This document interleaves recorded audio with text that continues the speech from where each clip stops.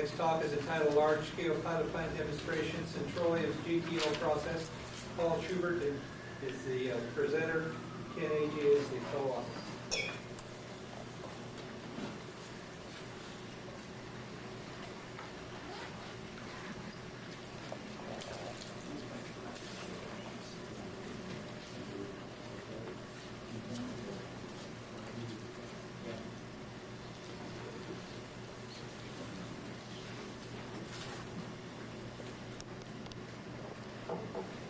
Good afternoon. I'm going to talk to you about the demonstration plant that Syntroleum and ARCO operate currently at the Cherry Point Refinery in Washington State here in the U.S. And just to walk you through the process overall, focus a little bit. No, it's not. Basically, we take natural gas and feed it to an autothermal reformer. And the autothermal reformer has been mentioned many times in this series of talks. Is used to generate syngas. The syngas is then fed to a Fischer-Tropsch reactor, and then the Fischer-Tropsch products go to the refining section of the plant in the process. The other thing that we do that is unique, and I haven't seen mentioned so far during these sessions, is out of our Fischer-Tropsch reactor, we take a low BTU tail gas and we send that to a gas turbine, and that's used to compress the air that's then fed to the autothermal reformer. So we get substantial savings in the process overall by using a turbine as the compressor. But one of the things that you have to do is you really need to match the size of the turbine to the size of the plant so that you can use really off-the-shelf, currently available turbines for the process.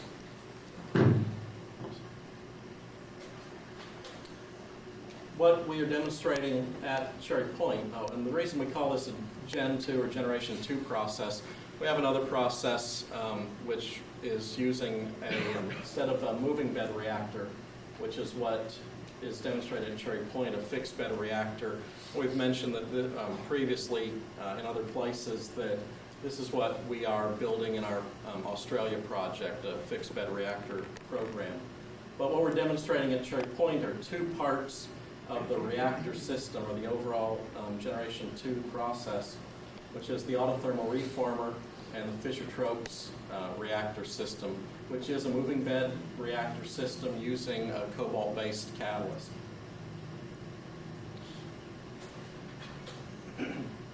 We do have other things being demonstrated currently that fill in kind of the rest of the blocks of this system. We have a gas turbine generator system being tested with, which is a joint Syntroleum General Electric program using a General Electric standard turbine engine and running directly off low BTU tail gas over the range that we would expect to see coming from typical Fischer-Tropsch reactors. And then the refining section of the plant, we are demonstrating working with the Criterion catalyst and utilizing catalysts that they have available to upgrade the products from the Fischer-Tropsch reactor system. The hydrogen separation technology is fairly common and commercially available technology already. Location of the plant is at ARCO's Cherry Point Refinery in Bellingham, Washington. The reason that was picked was because utilities were already available on the site, and it was very simple then to integrate this plant into that facility. That overall gave us about a 50% savings on the cost of building this pilot plant versus a grassroots installation. Scale is nominally a 70 barrel per day capacity plant. I'll show you some pictures of it. The main structure, or the tallest structure on the site, is about 100 feet. That houses the moving bed reactor system. This scale was picked because it's a scale that is scalable to really any scale of commercial plant. The design is a modular design. There were 7 skids that were actually constructed. They were built in Tulsa and then transported to the Cherry Point Refinery and erected there. And the unit was actually set up and started operation on April 17th of last year. So it's been there and started running almost a year ago. We had several different goals we wanted to accomplish with this facility. We wanted to demonstrate and measure the dispersion coefficients for the gas, liquids, and the solids. There's been a lot of talk about heat transfer rates and advantages of moving bed reactors versus fixed bed reactors for heat transfer, and we wanted to measure the heat transfer rate that we could achieve. We wanted to measure the inlet nozzle velocities and gas holdup through the system and verify that they fit with our models. One of the key things for us was also to demonstrate the gas-liquid separation and then the filter performance. The filter performance being the solid wax separation. That was an issue that we want to make sure that, obviously, that you can get the products away from the catalyst. Temperature profiles in the reactor system needed to be measured, as did solid concentration profiles as you went up the slurry reactor system. This is a picture of the pilot plant at the Cherry Point refinery. And just pick out a couple things. This is not part of the pilot plant. This is equipment behind it. This is the reactor, the Fischer-Tropsch reactor in this structure. This is just a stairway going up to the top of the reactor system. The autothermal reformer is kind of buried in this section of the plant. This is a tank that's used just to hold excess slurry for the system, or really just the wax for the system that can be de-inventoried from the plant and then brought back in. It's just a different picture. This is actually a tail gas incineration unit at the site, and again the slurry reactor is back in this section. ATR is off the side of this. We went through a very extensive catalyst manufacturing process, and just to give you a sense of what's required.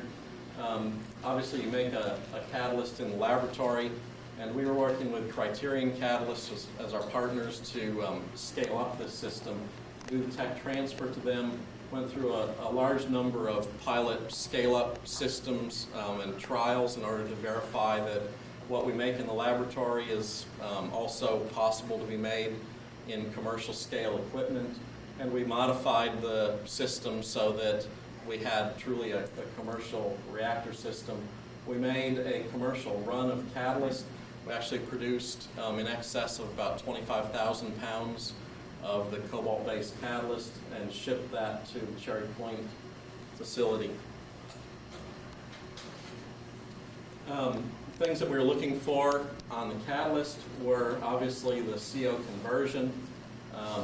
We were looking to see under what conditions did we get the target conversions. Obviously we want to get as high a conversion as we can. I wish I could give you numbers. Actually, there are two reasons not to give you numbers. One being generally we consider them proprietary, but we thought we could tell you more, but actually the BP Amoco merger with ARCO has constrained some of the things that ARCO will let us tell. So methane selectivity is obviously one of the issues. We found that we got better than the targets, and if you sit through and figure out what would people want in a slurry reactor, it's pretty easy to guess what the type of range of methane selectivity you would want. Catalyst productivity, this is the amount of product produced per unit volume of catalyst, per unit volume of reactor. Was actually very good. We did hit up to the nominal capacity of the system. There was no indication of any mass transfer limitations in the reactor system, and what we did get was performance relative to the CSTR as we had predicted. So it's a very well-behaved system. Some of the things that we were trying to do and demonstrate, just to walk you through the issues, and for those of you who want to develop your own slurry system, this is what you want to look at. But one of the issues with is the separation and catalyst separation. You want to make sure that you can get the catalyst out of the wax and the oil, as I said. So you want to look at things like the product purity, what's the concentration of the cobalt catalyst or whatever catalyst you're using in the wax, what are your catalyst losses, and do you have any plugging of the filter or the separator. What we found was we had very good catalyst wax separation. The only times we saw really any issue actually with the system was that when we would add catalyst to the reactor system as a whole, there's a certain number of fines that are present in the fresh catalyst, and you would see a buildup of some of the fines on the really on a secondary filter element, and once that is cleaned, the system would go back to normal, and we saw really no issue then with being able to get the catalyst separated from the wax. Solids profile and dispersion coefficients were consistent with the computer models that we had developed. Catalyst attrition is a significant issue that you need to resolve. Things that you don't want to do, you don't want to lose catalyst, because if you lose catalyst, you obviously lose activity. You have problems with product purity, and you can potentially plug your filter. We have actually operated the Fischer-Tropsch section of the reactor for over 3,000 hours. So it's a substantial runtime for the process as a whole.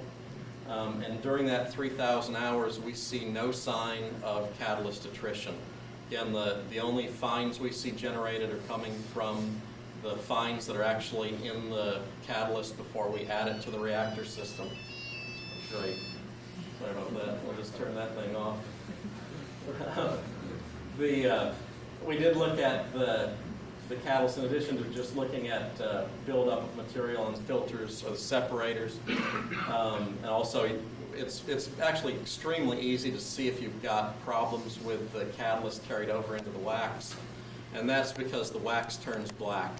And it doesn't take very much cobalt catalyst in the wax in order to turn it black.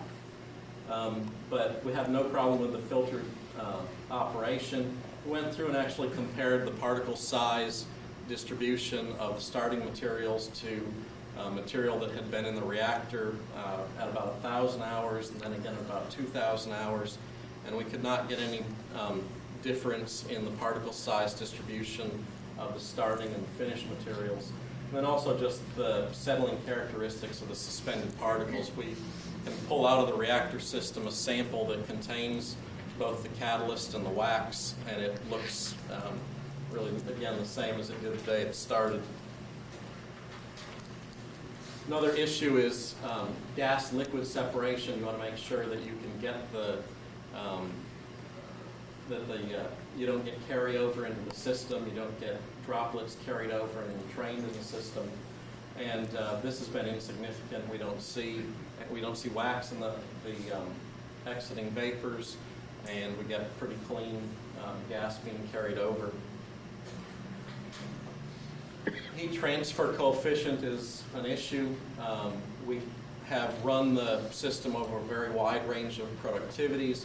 The system was operated, catalyst was actually added in small batches over the course of the run, and the run is still continuing.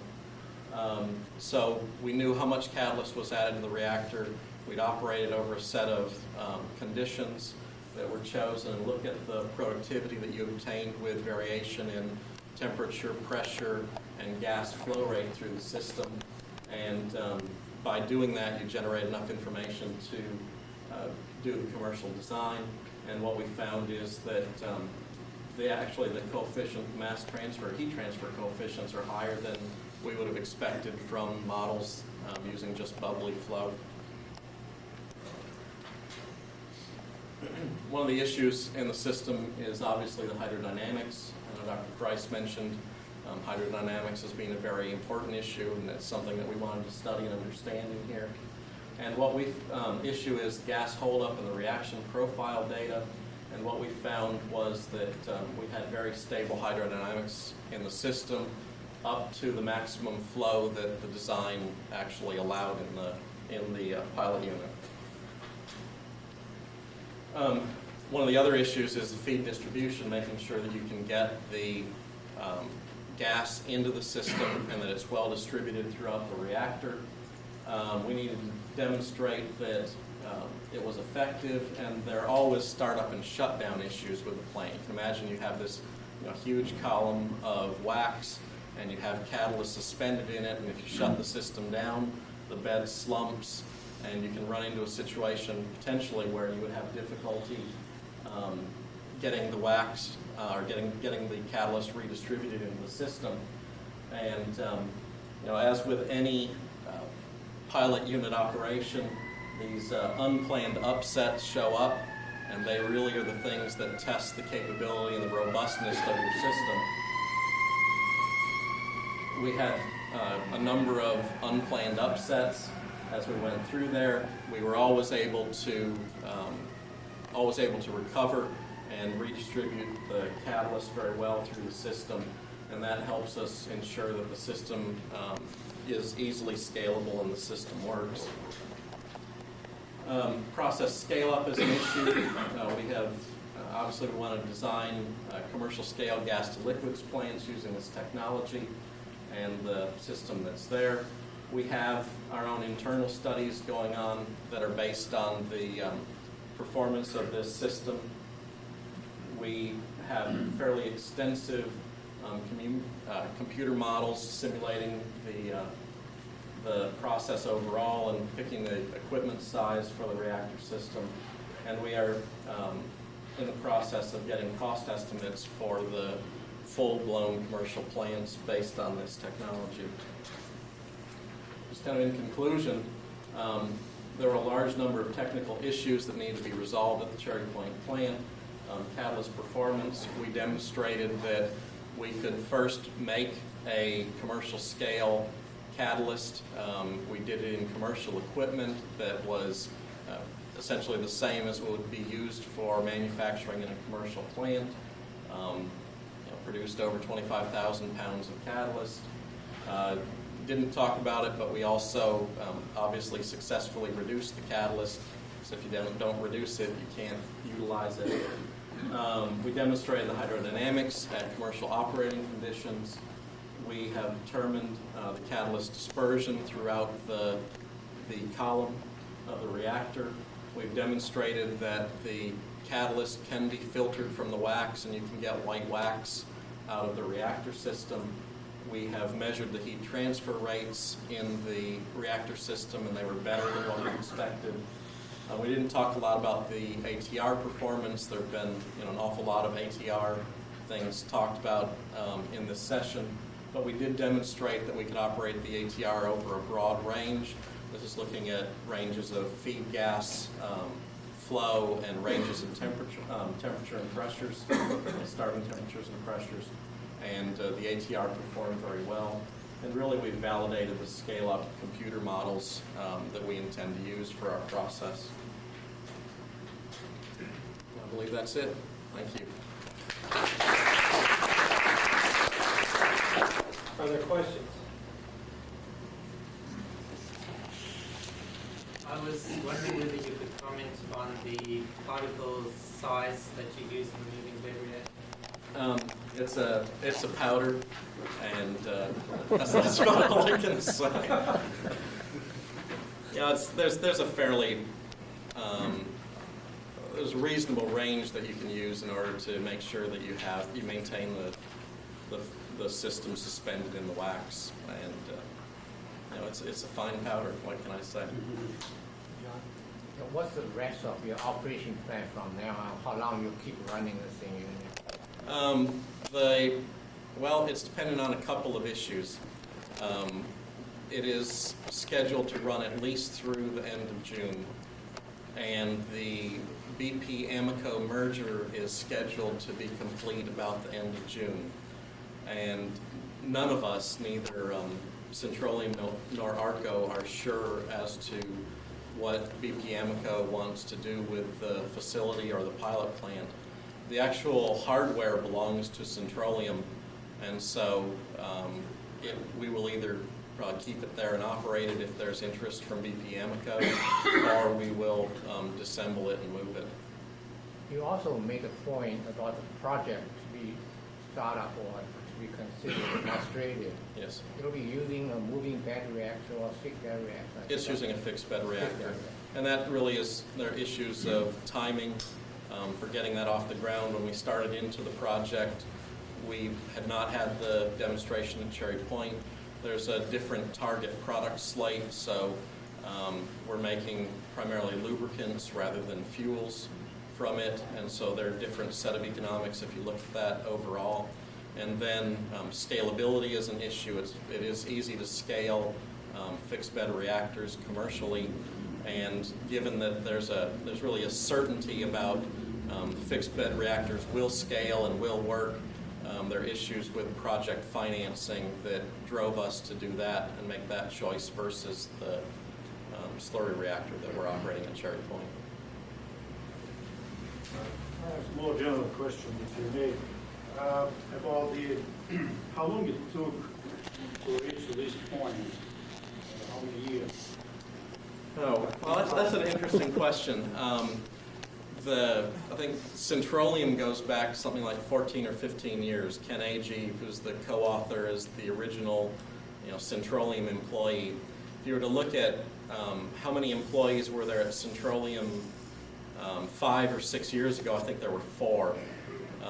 We are now like 85, and about half of that is R&D. Over half of it is R&D. The start date that we got from the time that ARCO said let's actually do this till the time the unit was built was something like 2 years. So it's actually a fairly fast track operation. Then we've been running for almost a year. In the past, Syntroleum has talked about a chain limiting catalyst. Can you say whether that's part of your Generation 1 or your Generation 2 system? It's not in either of these systems right now. You mentioned that the hydrodynamics at Cherry Point agree with your models. Based on that, how large a unit do you think you could confidently scale up to? I guess when we look at scaling, we begin to look at the economics of the system overall, and it's more than just the hydrodynamics in the individual unit.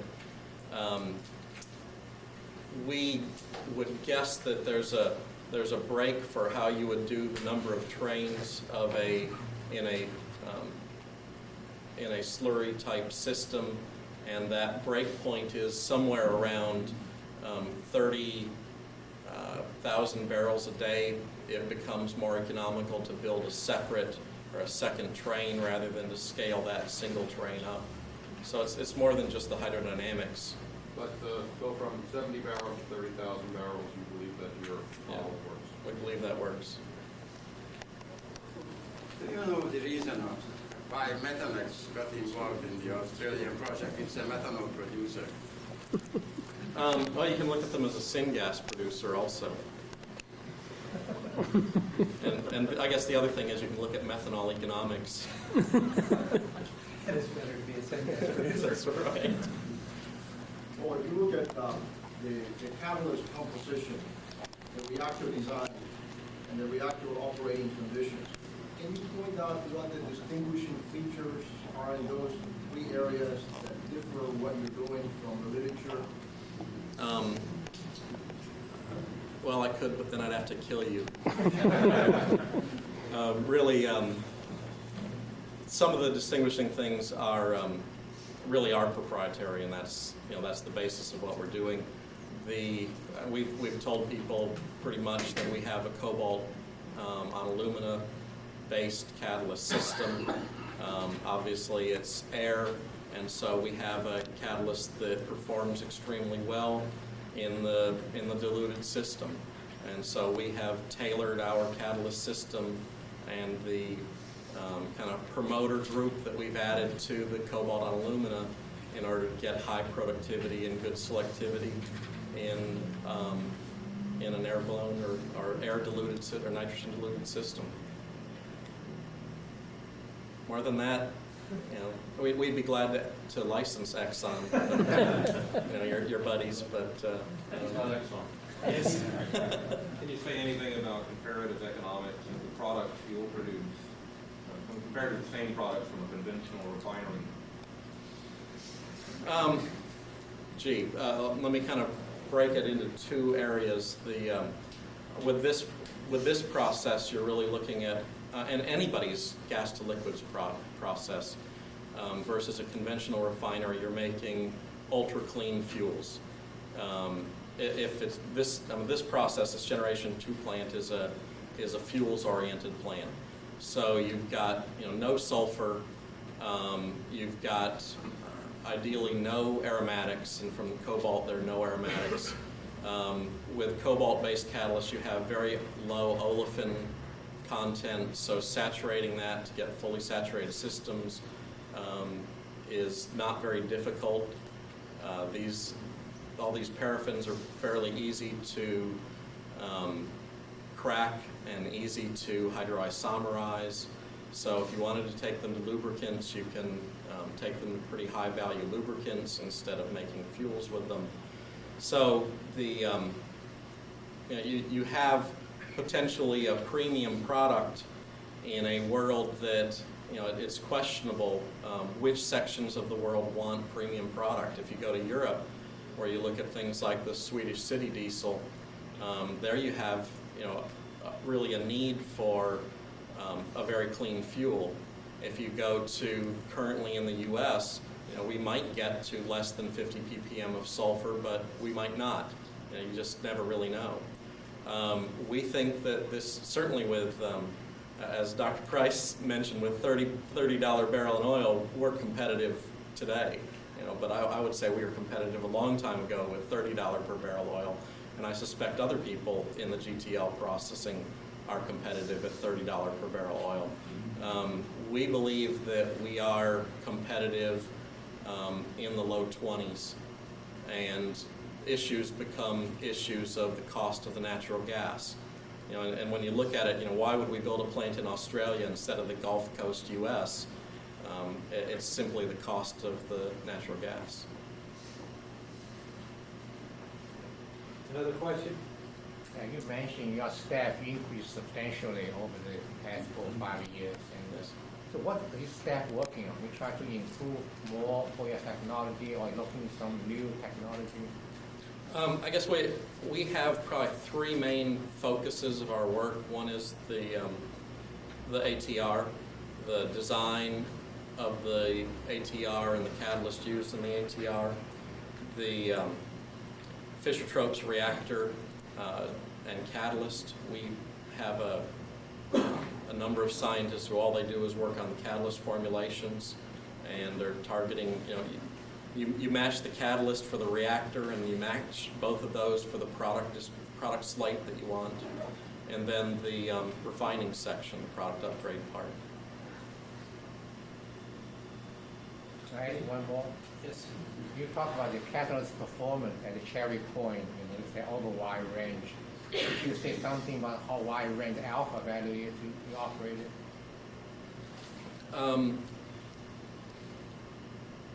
Alpha is consistent or better than what has been published on cobalt-based catalysts. So there's a lot of stuff out there for what cobalt does. And we do at least as well. Any more questions? Yes? Could you comment on the thermal efficiency of the standalone plant?